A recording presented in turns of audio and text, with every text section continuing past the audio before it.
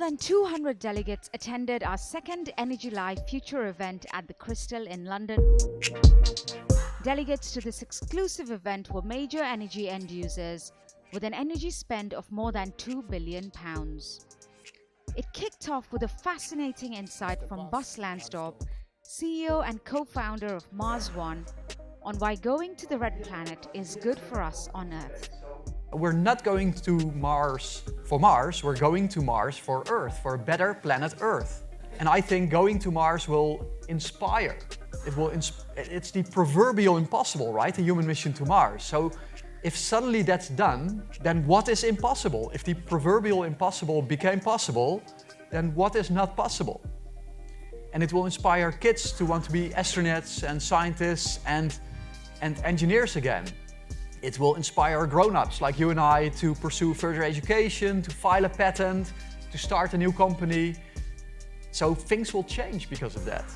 And I think there will be technology spin-offs. We're in an energy conference here, so I am convinced that going to Mars will bring us new technology advances. For example, lighter weight solar panels. They might not be worth the investment for the producers for Earth applications, but every kilo you send to Mars costs about 100,000 euros in our business model.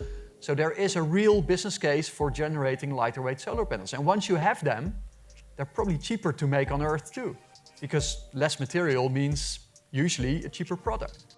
From the trip to Mars, the audience took a trip to the energy future as a panel debate explored the changing energy market.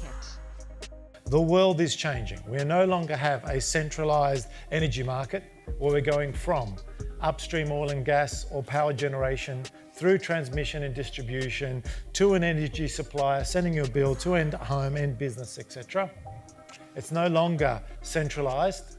We now have a myriad of decentralized generation capability. CHP, battery storage, solar panels, micro wind, a whole series of capabilities decentralized, which are making decisions in a decentralized way. It's no longer linear, where the decision is whether you go from in a sort of a supply chain mentality where inventory goes from one place to another. We have now got two-way thinking, because a consumer can now decide whether to export back into the grid to contribute to the grid and go to another consumer. That is now happening today. As businesses implement new technologies, the transition towards a greener future seems clearer.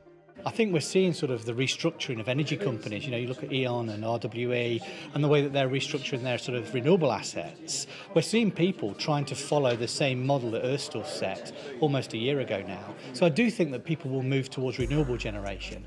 And we'll see the sort of end of the large coal generation, and eventually we'll see the end of the gas sort of fired power stations as well. So people are following us. And I think energy companies in the future will be green energy companies, and we probably won't think anything more of it. A variety of electric cars and vans were on display as part of the EV highway. It's clear many businesses are gearing up for the electric car revolution, but Phil Hack from UK Power Network Services believes there are key things to consider. Think about other forms of generation you might be thinking about over the next 5 to 10 years.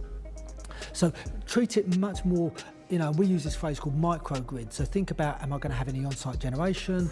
How am I going to manage my demand on site? And then also think about the electrification and the infrastructure you need. During lunch, we held an ELN-style Top Gear session exploring the fleet options for businesses. Cost of actually driving in and out of city centres is going to increase massively over the next 12 to 18 months. So the move to electric is sort of really necessary if you're going to keep those daily costs down.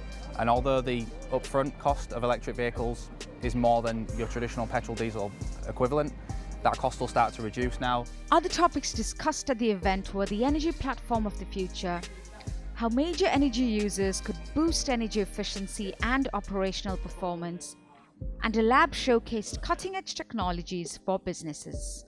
It's been a jam-packed day with lots of content looking at future changes facing energy users and suppliers, as well as a showcase of new and innovative technologies alongside tips and tricks to help businesses cut costs.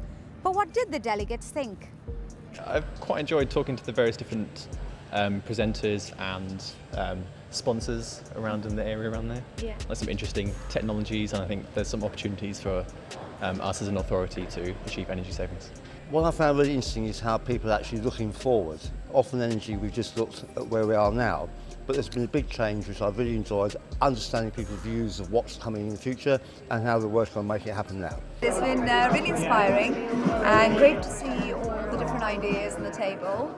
I'm looking forward to how it all progresses, because clearly we've got a massive challenge ahead of us as an industry. Priyanka, Shrestha, Energy Live News, London.